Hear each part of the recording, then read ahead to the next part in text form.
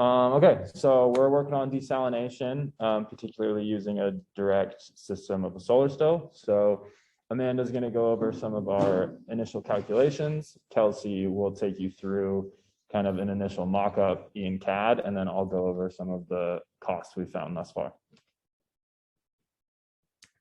Yeah. So we will be using the internal heat and mass transfer relations found by Dunkel, which was compiled into these equations that you see by Tawari. So the top equation uses the vapor pressure of water and the air of like where the glass is for the solar cell to determine the hourly evaporation per square meter. The second equation is how you calculate that vapor pressure.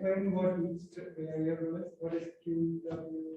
Yeah, so the QEW is the hourly evaporation rate. Sorry, the hourly evaporation per square meter. And then this will be that water vapor pressure at like the water and then at the glass or like the lid of your system. And then I will go over into more detail on this specific term in a moment. And why is it watts per meter squared? Is that the energy required for evaporation? That's just the units they gave me. I tried to kind of go through it and figure it out, but yeah, I was thinking it's more like the energy per meter needed.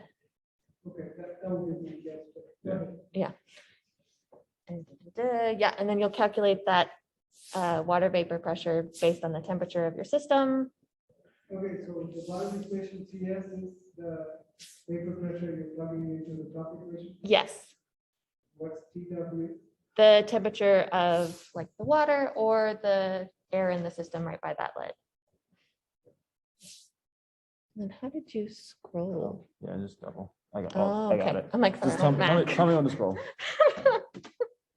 Okay, and then, so using the hourly evaporation per square meter, which is that top term, and then the latent heat of vaporization, they've found that you can calculate the hourly distill output per square meter. But going back to that hourly. So that answers my first question. Okay. The LB is a translation from watts to kilograms. Mm-hmm. So, okay. Yeah. And then going back to our hourly evaporation, this HCW term is going to be that conductive heat transfer coefficient from water to glass or whatever substrate you're using. Sorry, not substrate. Sorry, repeat that. What did you say? So this term right here, the HCW right here is going to be the conductive heat transfer coefficient. And they can calculate that by like the dimensions of your still and the kind of properties of the materials, the water. However, the terms C and N have to be determined experimentally for each still, which is a little problematic for us because we don't have a physical example. Yes, so we're going to be, can you do Yes. the, Mm-hmm. yeah. Yes, the GR and then the PR, yes, those are constants that you can just determine from what you're using. Yeah. Yes. Okay, so you are trying to estimate from your still design. I'm trying to think where the geometry of the stills comes into play through B. Yes. Is that the only parameter? And then also So CNN. yes, CNN also are influenced by that. It's just, there's not a specific equation for that. It's, you literally have to do it experimentally. Yeah. So using some numbers that we found in a textbook, we're going to assume that ours is going to be something similar to that, as well as using some temperatures for the water and the lid we found from a thesis about solar stills. We were able to calculate based off of what our surface area is of our water for our solar still. We'd get about a liter of water, assuming that we're getting 12 hours of direct full sunlight, which is, you know, very optimal. Very good. I'm glad you got all the numbers. So where's the time? Mhm. So the time I have it just right here is the 12 hours. Just because this is an estimated hourly distillate. Okay. So then I just times that by 12. It's just the two. So what's the area? So that our area of the surface area of our water is just, yeah, we're trying to keep it relatively small, but you know, we'll go over that in a little bit more detail in a moment. Yeah, it's an important point because that would affect your canvas and all the other parts as well. So you read through it. Yes, okay. And then this 1 liter is not including our idea of adding a vacuum pump in there. And I couldn't really find any equations that could help me try to calculate that. But based on our understanding of vacuum evaporation, by adding that vacuum pump and reducing the pressure, we should increase the total distill output. I just can't tell you how So much. when you say adding vacuum, you're reducing the We're gonna, pressure. yeah, we're gonna Yes. try to, attach a pump to the thing and then evacuate the chamber. Yeah. So you can increase the evaporation. Mhm. Yes. Use the energy required. Yeah. Yeah. Okay. Yeah, there must be some, I mean, if you want to do it, I think you can assume some simple model based on the way the reduction of the vapor pressures is already happening. Mhm. Okay. So what's that chart of the rest? So this chart right here is just the phase diagram for water. So right here, this cross point is where we are like 1 atmosphere, and the boiling point is at that 100 degrees Celsius. So if we can reduce that pressure down, we can also reduce the temperature. Yeah. Reduce that energy required. Yes.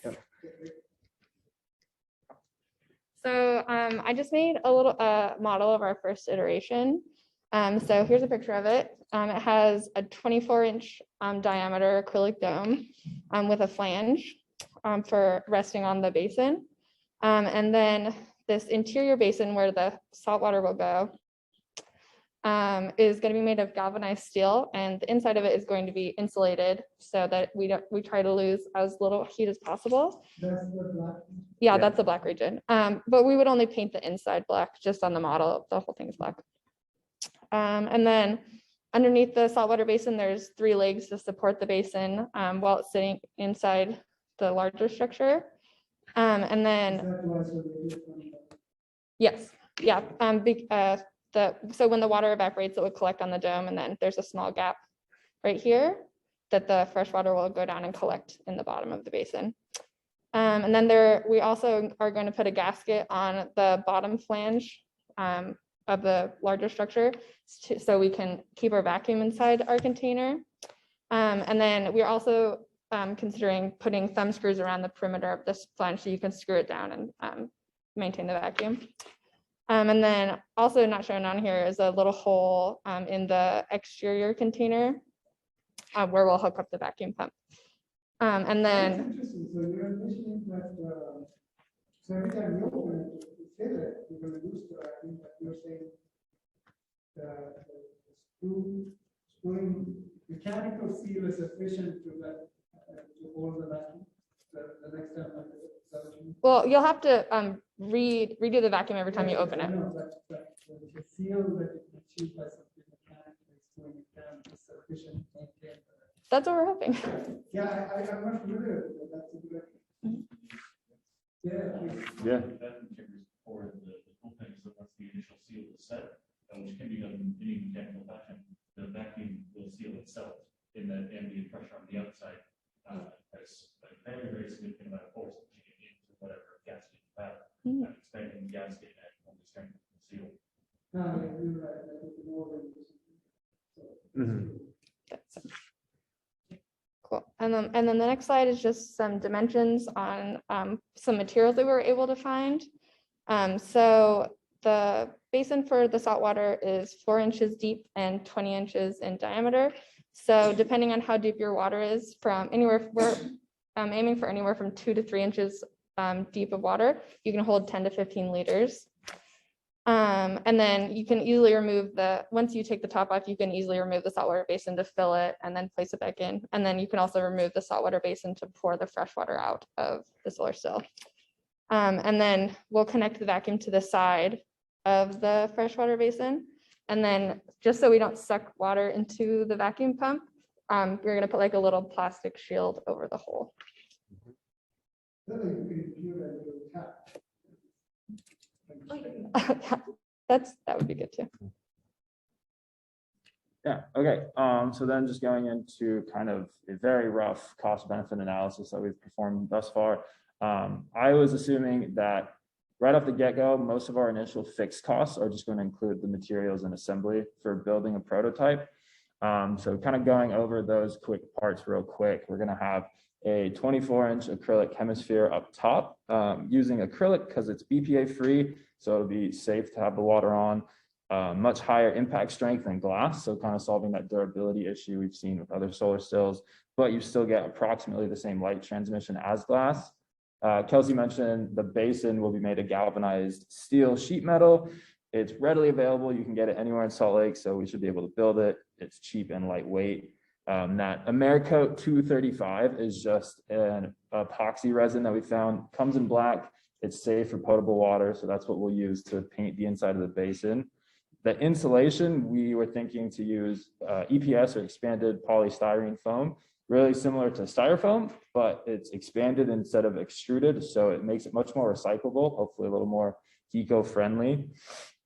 And then the insulation is typically measured in R value, or the resistance to heat flow. EPS gives you some of the best bang for your buck. So with our planned 1.5-inch insulative chamber. Where does that go? Where does the EPS go? So it's going to go, scroll back up. So this basin, it's so thick because it's going to be like insulation in the middle and then surrounded by galvanized steel. Okay.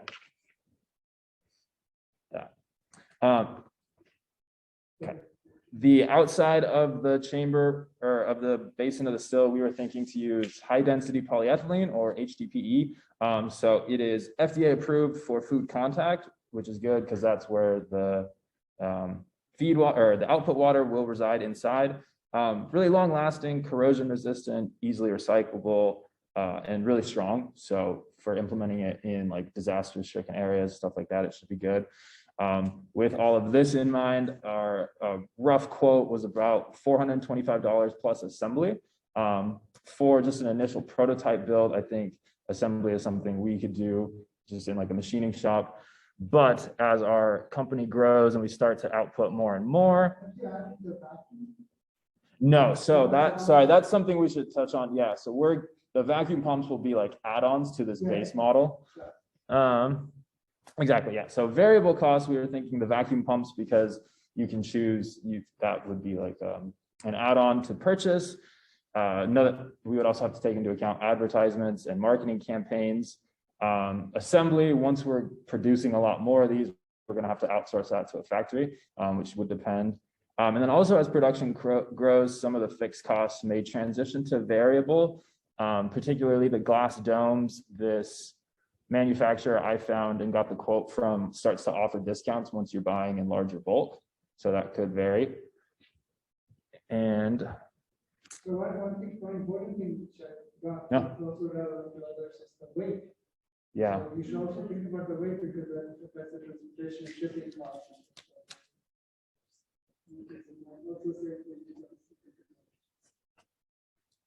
okay. And then, yeah, that takes us to the end of this presentation. Great, any other questions?